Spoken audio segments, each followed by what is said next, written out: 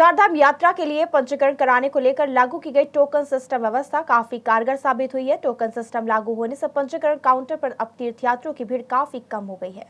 एक बार फिर व्यवस्थाओं को धरातल पर परखने के लिए डीएम देहरादून ऋषिकेश के बीटीसी परिसर पहुंचे। उन्होंने तीर्थयात्रियों से व्यवस्थाओं के बारे में हाल जाना। अधिकारियों से तीर्थयात्रियों के लिए की जा रही व्यवस्थाओं का फीडबैक भी लिया। मौके पर पंजीकरण काउंटर का निरीक्षण करने के बाद टोकन सिस्टम को निरंतर जारी रखने के निर्देश भी दिए। ARTO को जरूरत के हिसाब से बसों का इंतजाम रखने के सख्त निर्देश भी डीएम ने दिए। कहा कि चारधाम यात्रा को सुरक्षित और व्यवस्थित संपन्न कराने की जिम्मेदारी सरकार के साथ अधिकारियों की है, इसलिए व्यवस्थाओं में झोल बर्दाश्त नहीं किया जाएगा। मौके पर सामाजिक संस्था के सहयोग से डीएम ने तीर्थयात्रियों को बिस्कुट और पानी की बोतलें भी वितरित की। निरीक्षण के दौरान सीओ ऋषिकेश, DC डोंडियाल और तमाम विभागों के अधिकारी उपस्थित रहे। 4-5 दिन पहले मैं आया था और तब तक हम लोगों ने टोकन सिस्टम शुरू कर दिया था और आज टोकन सिस्टम का असर यहाँ पे दिख भी रहा है और काफ़ी भीड़ यहाँ पे कम भी हो गई है।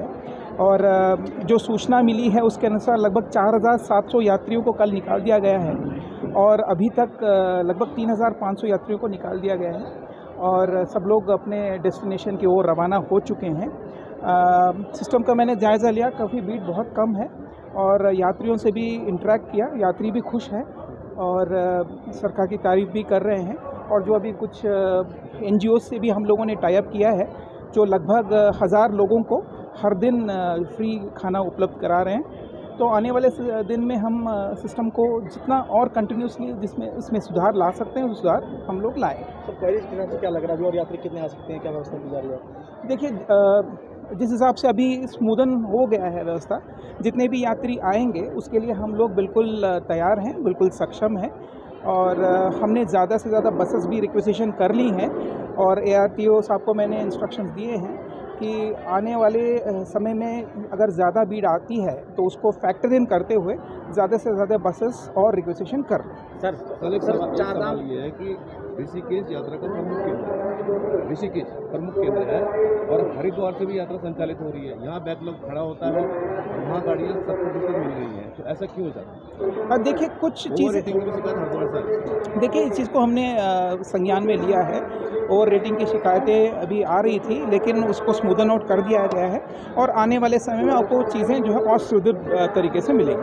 सर चारधाम यात्रा में ना सर उत्तरकाशी में एक्सीडेंट हुआ है, जो बसों को बताया गया एक्सट्रीम ब्लॉक या फेल हो गया था, उसको लेकर कुछ रिस्ट्रिक्शन दिए गए कि बसों को और तरीके से जांच करके यात्रा भेजिए। देखिए, उत्तरकाशी में जो हादसा हुआ है उसके संबंध में अभी मजिस्ट्रियल जांच गठित की है माननीय मुख्यमंत्री जी ने।